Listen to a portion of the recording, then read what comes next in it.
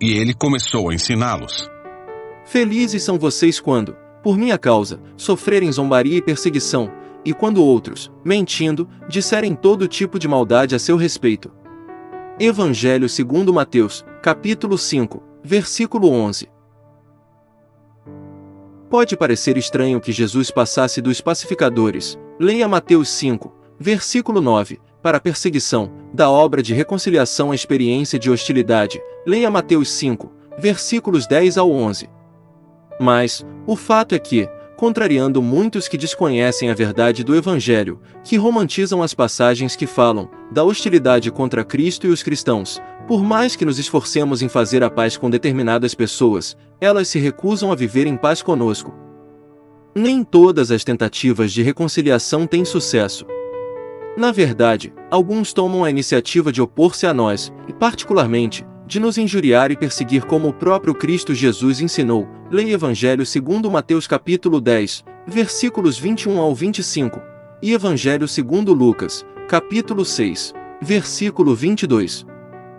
E essa hostilidade contra Cristo e os cristãos não são por causa de nossas fraquezas ou reações pessoais, mas sim por causa da justiça dele em nós. Leia Mateus 5, versículo 10, e por causa do próprio Cristo, como ele mesmo diz, por minha causa. Leia Evangelho segundo Mateus 5, versículo 11, Evangelho segundo João 7, versículo 7, capítulo 15, versículos 17 ao 25, e capítulo 16, versículo 33. Isto é, porque não gostam da justiça, da qual sentimos fome e sede. Assista o vídeo sobre Evangelho segundo Mateus 5, versículo 6.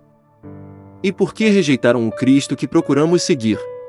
Na realidade, a perseguição é simplesmente o conflito entre dois sistemas de valores irreconciliáveis.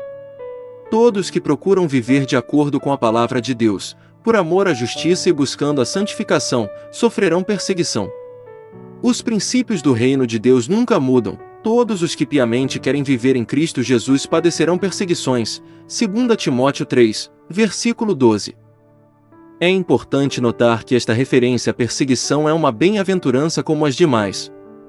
Na verdade, tem o privilégio de ser uma bem-aventurança dupla, pois Jesus primeiro declarou-a na terceira pessoa como as outras 7, leia Mateus 5, versículo 10, e então, repetiu-a na oração direta da segunda pessoa, leia Mateus 5, versículo 11.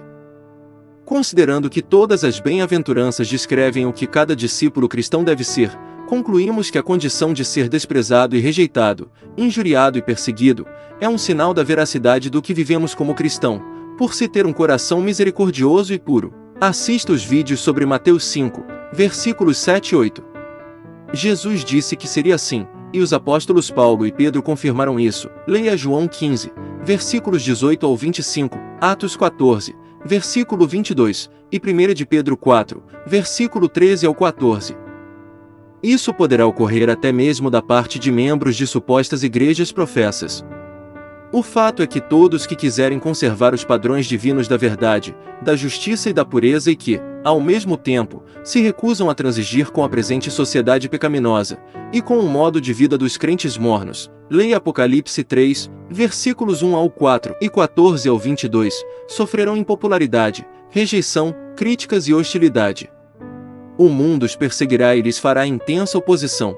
Leia Mateus capítulo 10, versículo 22, e capítulo 24, versículo 9, e Evangelho segundo João 7, versículo 7, e capítulo 15, versículo 19. O cristão deve precaver-se da tentação de condescender com o pecado e rejeitar a vontade de Deus, a fim de evitar a vergonha, a ridicularização, o constrangimento, ou algum prejuízo.